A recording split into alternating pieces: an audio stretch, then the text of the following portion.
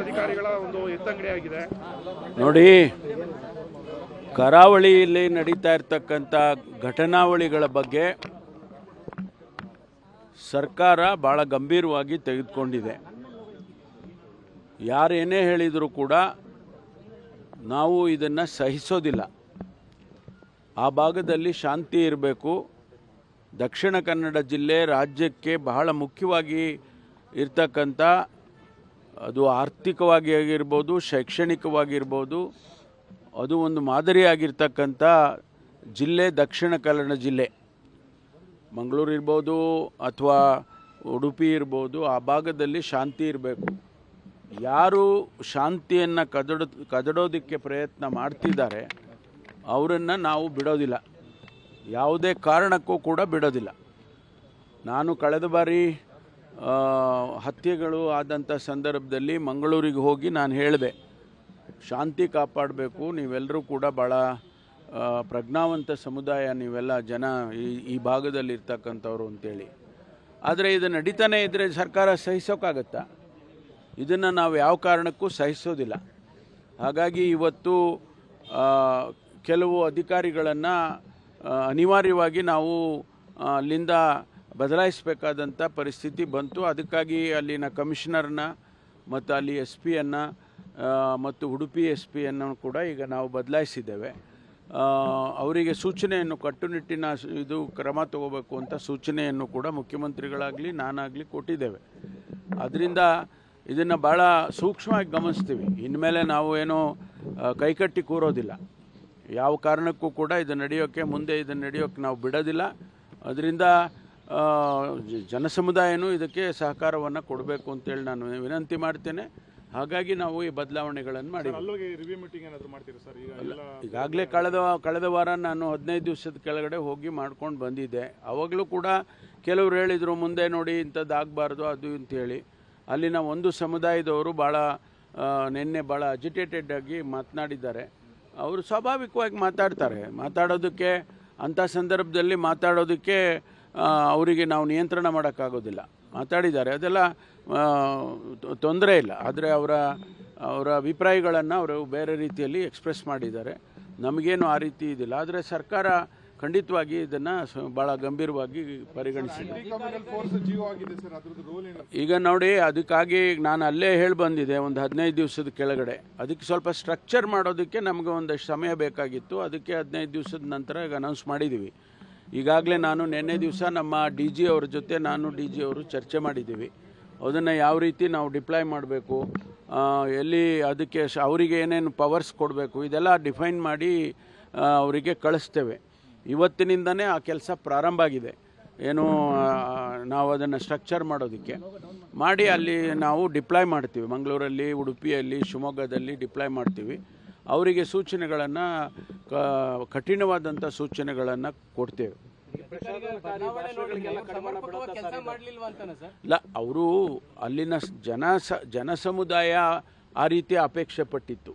ಇಲ್ಲ, ನಾನು last time ಹೋದಾಗಲೂ ಕೂಡ ಅವ್ರು ಹೇಳಿದರು, ಇವ್ರನ್ನ ಬದಲಾಯಿಸಿ ಅಂತ ನನಗೆ ಹೇಳಿದರು. ನಾವು ಅವ್ರು ಹೇಳಿದ ತಕ್ಷಣ ಮಾಡೋದು ಚೆನ್ನಾಗಿ ಕಾಣಿಸಲ್ಲ ಅಂತೇಳಿ ನಾವು ಮಾಡಿರಲಿಲ್ಲ. ಈ ಬಾರಿಯೂ ಕೂಡ ಅದೇ ಒಂದು ಧ್ವನಿಯನ್ನು ಅವರು ಎತ್ತಿದ್ರು. ಅದಕ್ಕಾಗಿ ಮಾಡಿದ್ದೇವೆ. ಪ್ರಚೋದನಕಾರಿ ಭಾಷಣಗಳಿಗೆ ಕಡಿವಾಣ ಹಾಕ್ತೀರಾ? ಹೌದು, ಖಂಡಿತವಾಗಿ. ಈಗ ಏನಾಗುತ್ತೆ, ನಮಗೆ ಈಗಿರುವಂಥ ಕಾನೂನಿನಲ್ಲಿ ಏನು ಅವಕಾಶ ಇದೆ ಆ ಕಾನೂನು ಚೌಕಟ್ಟಲ್ಲಿ ಮಾಡಬೇಕು. ಕೋರ್ಟ್ಗಳಲ್ಲಿ ಅನೇಕ ಸಂದರ್ಭದಲ್ಲಿ ಸ್ಟೇ ಕೊಟ್ಬಿಡ್ತಾರೆ ಅಥವಾ ಸ್ಕ್ವ್ಯಾಶ್ ಮಾಡ್ತಾರೆ.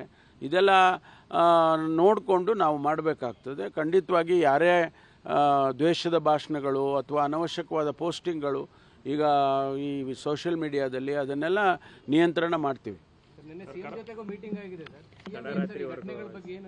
ಅಲ್ಲ, ಇದನ್ನೇ ನಾವು ಚರ್ಚೆ ಮಾಡಿ ಟ್ರಾನ್ಸ್ಫರ್ಸ್ ಮಾಡೋದಕ್ಕೆ ಚರ್ಚೆ ಮಾಡಿ ಇನ್ನೂ ಭಾಳಷ್ಟು ಟ್ರಾನ್ಸ್ಫರ್ಸ್ಗಳನ್ನು ಮುಂದಿನ ದಿನದಲ್ಲಿ ಮಾಡ್ತೀವಿ. ದಿನೇಶ್ ಗುಂಡೂರಾವ್ ಅವರು ಉಸ್ತುವಾರಿ ಬೇಡ ಅಂತೇಳಿ ನೀವು ಕೂಡ ಅಲ್ಲ, ಅವರು ಮೊದಲಿಂದಾನೂ ಹೇಳ್ತಾನೆ ಇದ್ದಾರೆ. ಈಗ ಹೊಸದಾಗಿ ಇದಕ್ಕಾಗಿ ಹೇಳಿದ್ದಲ್ಲ, ಮೊದಲಿಂದಾನೂ ಕೂಡ ದೂರ ಆಗ್ತದೆ. ನಮ್ಗೆ ಯಾರಾದರೂ ಆ ಭಾಗದಲ್ಲಿ ಇರೋರಿಗೆ ಮಾಡಿದರೆ ಒಳ್ಳೆಯದು ಅಂತೇಳಿ ಹೇಳೋವಂಥ ಮಾತು. ಅದನ್ನು ನೋಡೋಣ, ಮುಖ್ಯಮಂತ್ರಿಗಳ ವಿವೇಚನೆಗೆ ಬಿಟ್ಟಿರೋಂಥದ್ದು. ಕರಾವಳಿ ಭಾಗದಲ್ಲಿ ಸರ್ಕಾರ ಸಂಪೂರ್ಣವಾಗಿ ವೈಫಲ್ಯ ಅಂತ ಈಗ ಕುಮಾರಸ್ವಾಮಿ ಟ್ವೀಟ್ ಮಾಡಿದ್ದಾರೆ. ಅವರು ಹೇಳಬೇಕಾದದ್ದು. ಅಪೋಸಿಷನ್ ಅವ್ರು ಇನ್ನೇನು ಹೇಳ್ತಾರೆ, ನಾವು ಒಳ್ಳೆ ಕೆಲಸ ಮಾಡಿದ್ದೀವಿ ಅಂತ ಹೇಳ್ತಾರಾ? ಅವರು ಬೆಳೆ ಬೇಯಿಸ್ಕೊಳ್ತಿದ್ದಾರೆ ಅಂತ. ನಾನು ಹೇಳೋದು, ನಾವು ಯಾವ ಭಾಗವನ್ನು ಕೂಡ ನಿರ್ಲಕ್ಷ್ಯ ಮಾಡೋದಿಲ್ಲ. ಅದು ಕರಾವಳಿ ಇರ್ಬೋದು, ಉತ್ತರ ಕರ್ನಾಟಕ ಇರ್ಬೋದು, ಇನ್ನೊಂದು ಇರ್ಬೋದು, ಯಾವ ಜಿಲ್ಲೆಯನ್ನು ಕೂಡ ನಿರ್ಲಕ್ಷ್ಯ ಮಾಡೋದಿಲ್ಲ. ಅದನ್ನು ಈ ಭಾಗದಲ್ಲಿ ಸ್ವಲ್ಪ ಹೆಚ್ಚಿನ ರೀತಿಯಲ್ಲಿ ಗಮನ ಹರಿಸ್ಬೇಕು, ಹರಿಸ್ತಾ ಇದ್ದೇವೆ. ಈಗ ನಾವು ಮೂಲ ಹುಡುಕ್ತಾ ಇದ್ದೀವಿ.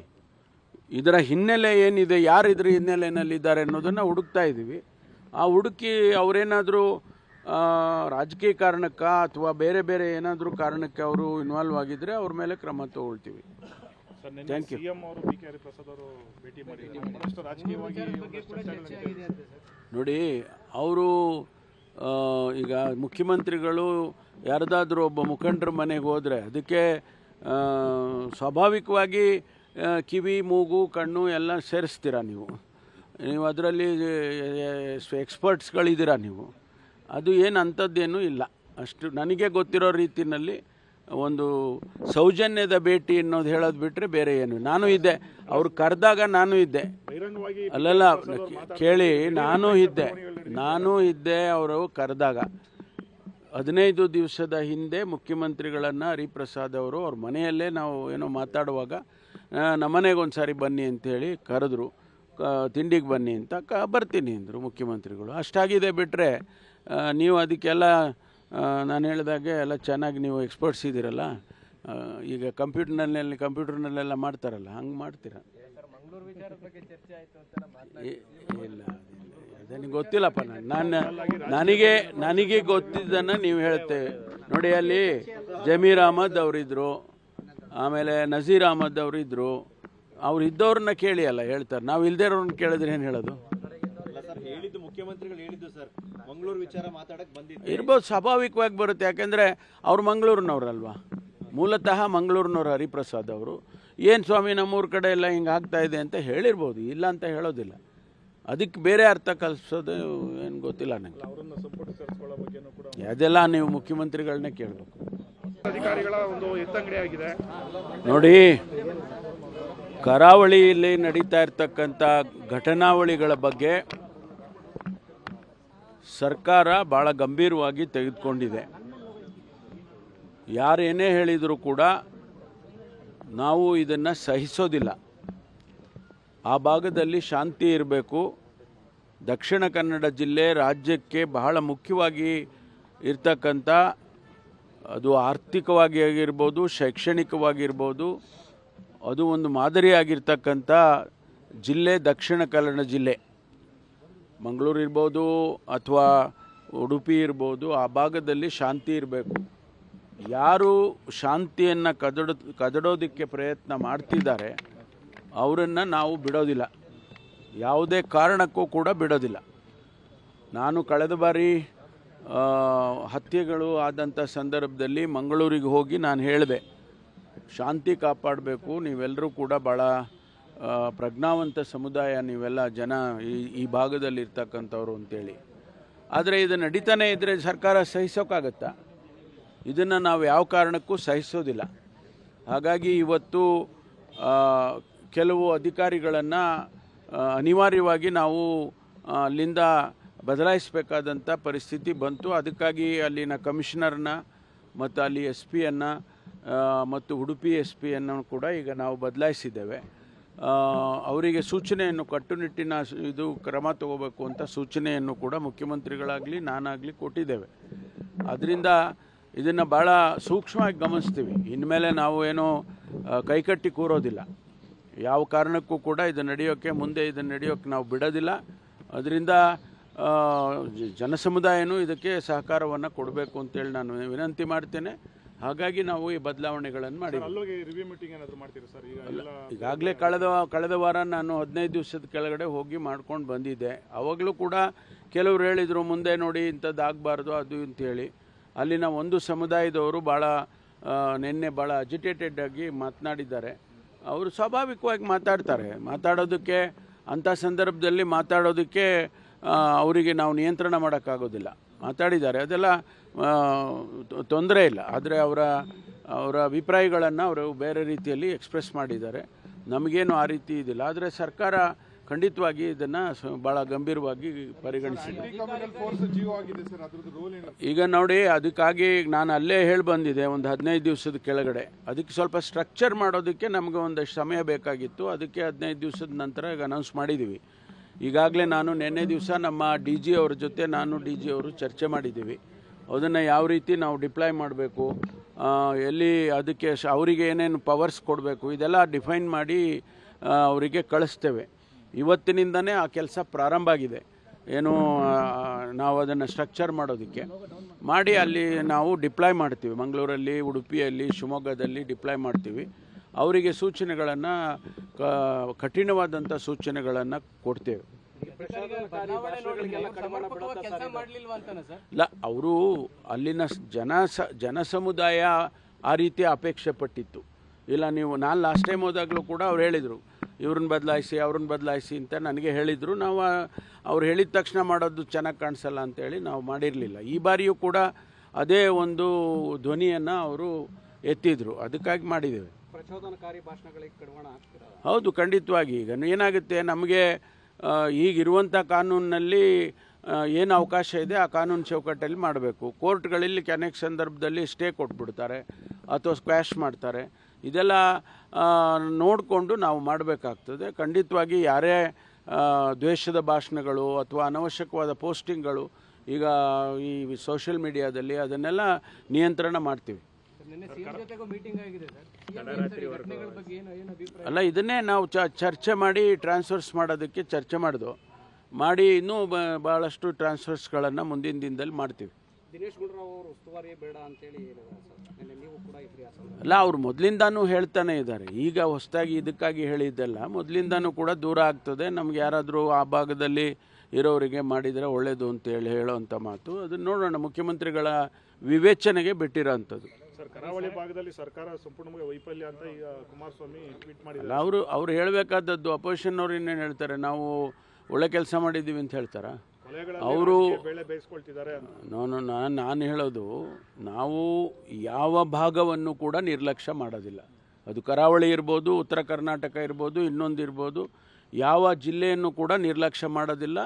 ಅದನ್ನು ಈ ಭಾಗದಲ್ಲಿ ಸ್ವಲ್ಪ ಹೆಚ್ಚಿನ ರೀತಿಯಲ್ಲಿ ಗಮನ ಹರಿಸ್ತಾ ಇದ್ದೇವೆ. ಈಗ ನಾವು ಮೂಲ ಹುಡುಕ್ತಾ ಇದ್ದೀವಿ. ಇದರ ಹಿನ್ನೆಲೆ ಏನಿದೆ, ಯಾರು ಇದ್ರ ಹಿನ್ನೆಲೆಯಲ್ಲಿದ್ದಾರೆ ಅನ್ನೋದನ್ನು ಹುಡುಕ್ತಾ ಇದ್ದೀವಿ. ಆ ಹುಡುಕಿ ಅವರೇನಾದರೂ ರಾಜಕೀಯ ಕಾರಣಕ್ಕೆ ಅಥವಾ ಬೇರೆ ಏನಾದರೂ ಕಾರಣಕ್ಕೆ ಅವರು ಇನ್ವಾಲ್ವ್ ಆಗಿದ್ದರೆ ಅವ್ರ ಮೇಲೆ ಕ್ರಮ ತಗೊಳ್ತೀವಿ. Thank you.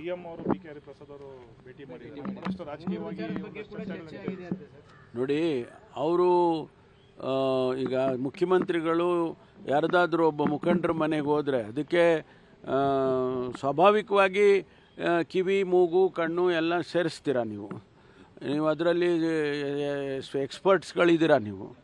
ಅದು ಏನು ಅಂಥದ್ದೇನೂ ಇಲ್ಲ. ಅಷ್ಟು ನನಗೆ ಗೊತ್ತಿರೋ ರೀತಿಯಲ್ಲಿ ಒಂದು ಸೌಜನ್ಯದ ಭೇಟಿ ಅನ್ನೋದು ಹೇಳೋದು ಬಿಟ್ಟರೆ ಬೇರೆ ಏನು. ನಾನು ಇದ್ದೆ, ಅವ್ರು ಕರೆದಾಗ ನಾನು ಇದ್ದೆ. ಅಲ್ಲಲ್ಲ, ಕೇಳಿ, ನಾನು ಇದ್ದೆ ಅವರು ಕರೆದಾಗ. 15 ದಿವಸದ ಹಿಂದೆ ಮುಖ್ಯಮಂತ್ರಿಗಳನ್ನು ಹರಿಪ್ರಸಾದ್ ಅವರು ಅವ್ರ ಮನೆಯಲ್ಲೇ ನಾವು ಏನೋ ಮಾತಾಡುವಾಗ ನಮ್ಮನೆಗೆ ಒಂದು ಸಾರಿ ಬನ್ನಿ ಅಂತೇಳಿ ಕರೆದ್ರು. ತಿಂಡಿಗೆ ಬನ್ನಿ ಅಂತ ಬರ್ತೀನಿ ಅಂದರು ಮುಖ್ಯಮಂತ್ರಿಗಳು. ಅಷ್ಟಾಗಿದೆ. ಬಿಟ್ಟರೆ ನೀವು ಅದಕ್ಕೆಲ್ಲ ನಾನು ಹೇಳಿದಾಗೆ ಎಲ್ಲ ಚೆನ್ನಾಗಿ ನೀವು ಎಕ್ಸ್ಪರ್ಟ್ಸ್ ಇದ್ದೀರಲ್ಲ. ಈಗ ಕಂಪ್ಯೂಟರ್ನಲ್ಲೆಲ್ಲ ಮಾಡ್ತಾರಲ್ಲ, ಹಂಗೆ ಮಾಡ್ತೀರಾ? ಇಲ್ಲ, ನನಗೆ ಗೊತ್ತಿಲ್ಲಪ್ಪ. ನನಗೆ ಗೊತ್ತಿದ್ದನ್ನು ನೀವು ಹೇಳ್ತೇವೆ. ನೋಡಿ, ಅಲ್ಲಿ ಜಮೀರ್ ಅಹಮದ್ ಅವರಿದ್ದರು, ಆಮೇಲೆ ನಜೀರ್ ಅಹಮದ್ ಅವರಿದ್ದರು. ಅವ್ರು ಇದ್ದವ್ರನ್ನ ಕೇಳಿ ಅಲ್ಲ ಹೇಳ್ತಾರೆ. ನಾವು ಇಲ್ಲದೇ ಇರೋರನ್ನ ಕೇಳಿದ್ರೆ ಏನು ಹೇಳೋದು? ಮುಖ್ಯಮಂತ್ರಿಗಳು ಹೇಳಿದ್ದು ಸರ್, ಮಂಗಳೂರು ವಿಚಾರ ಮಾತಾಡಕ್ಕೆ ಬಂದಿದ್ದು ಇರ್ಬೋದು, ಸ್ವಾಭಾವಿಕವಾಗಿ ಬರುತ್ತೆ. ಯಾಕೆಂದರೆ ಅವ್ರು ಮಂಗಳೂರಿನವ್ರಲ್ವಾ, ಮೂಲತಃ ಮಂಗಳೂರಿನವ್ರು ಹರಿಪ್ರಸಾದ್ ಅವರು. ಏನು ಸ್ವಾಮಿ ನಮ್ಮೂರ ಕಡೆ ಎಲ್ಲ ಹಿಂಗೆ ಆಗ್ತಾ ಇದೆ ಅಂತ ಹೇಳಿರ್ಬೋದು, ಇಲ್ಲ ಅಂತ ಹೇಳೋದಿಲ್ಲ. ಅದಕ್ಕೆ ಬೇರೆ ಅರ್ಥ ಕಲಿಸೋದು ಏನು ಗೊತ್ತಿಲ್ಲ ನನಗೆ. ಅದೆಲ್ಲ ನೀವು ಮುಖ್ಯಮಂತ್ರಿಗಳನ್ನೇ ಕೇಳಬೇಕು.